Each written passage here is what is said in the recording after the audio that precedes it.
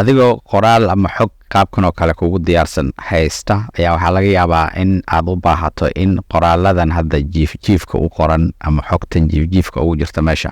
inaad hal column oo noocan oo kale inaad ku shubato marka waxaa laga yaabaa inaad sameyso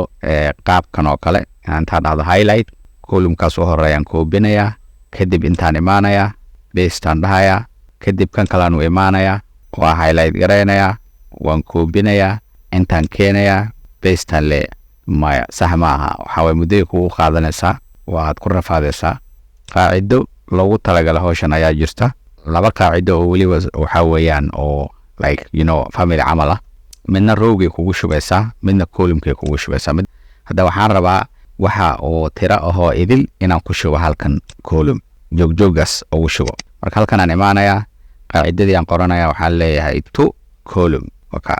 taasaan soo qaadanaya to callkaas waa macnaha to column laga soo gaabiyey intaan imaanayaa dhammaantood waan highlight garaynayaa kadib qaacidada waan xirayaa okay aan leeyahay eeg marka waxaa ku soo baxaya dynamic array ku soo baxaya oo haddii aad rabto inta halkan imaato qaacido kale xitaa aad ku darsan karto ku rakibin karto sida field oo kale aad ku sii rakabi kartaa marka adiga haddii aad rabin qaacidada kugu jirto sida caadiga halka aad qalin saaranaysaa meesha u horeyso ka dambe waad wada highlight garaynaysaa copy aad leedahay macnaha qaacidada sidaan ooga saaro halkan aan ku dhufanayaa waxaan leeyahay values soo sidoodii caadi ugu saar hadda qaacida kuma jirto nadiif waa lambarada caadi wayaan haddana aan dhahna waxaan rabnaa in aan xogtii sidii aan ugu shubno halka column haddana aan ugu shubno hal row oo noocan oo kale ah ay qaabkaas isku daba yaalaan dhammaantooda waxaanoo idil oo sidaa u taxan marka waxaan samaynayaa halkan aan iska imaanayaa meesha aan rabo inaan qaacidada ku samaystaan iska imaanayaa halkan aan rabo inaan ku shubo waxaan leeyahay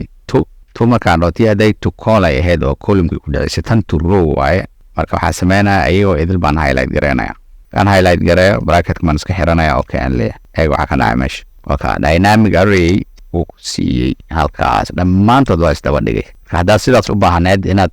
mid u koobiso aaday kugu adkaan lahayd soma qaacidadan wax weyn fududaynaysa marka adiga hadda maadaama hadda ay qaacido tahay waxaan markaad qalin mid kasta markaad tirada markaad ku dhufato markaad qalin saa ugu dhufato waa qaacido halkaas macnaa dynamic array waa qaacida meesha kusoo gelina qaacidada darabta inaad ka saarto sida qaybta hore aan ku samayna wada highlight gare kadib copy kadib waxaad tagtaa halkan kadibna valueskaas ku dhuf hadda waa ka saartay dynamic ma aha hadda caadi waa qaacidada lambaradii caadiga toos u soo baxay marka aad xog noocan oo kaleeta excel sidan oo kale ugu qorato oo aad table adoo ka dhigin aad rabto inaad format garayso format garayntaas inay muddo kugu qaataa laga yaabaa excel wuxuu leeyahay auto format oo automatic ah oo inaad activate garayso kaliya kaaga baahan ayuu leeyahay kaasa marka kaa caawinaya waqtina kaama dhumayo eeg marka waxaa samaynaysaa qalinkaas sidaa oo wada highlight garaynaya meeshan control A baan leeyahay kadib waxaan taabanayaa alt O iyo A baan isla taabanayaa dialogana ku soo baxaya dialogan waxa weeyaan auto format adiga marka midkaad rabto halkan ka door waa kuwan xano idil qaabka aad ka rabto midkaad ka hesho dooro midkaad adiga ka hesho halkan ka dooro tusaale waxaad ka heshay kan ama kanaad ka heshay kaas on ku dhufo okay marka waka nidaamkaas ay kugu format garaynaysaa marka waqti inaad iska dhumiso ma baahaba waxaad leedahay alt O iyo A da isla taaba hal mare wata xogtaadi qaabkaas quruxda badan ay kugu qormatay formatkaas nidaamka quruxda badan hal mar ku gal adoon waqti iska dhumin mid muxuu kala soo qaadanay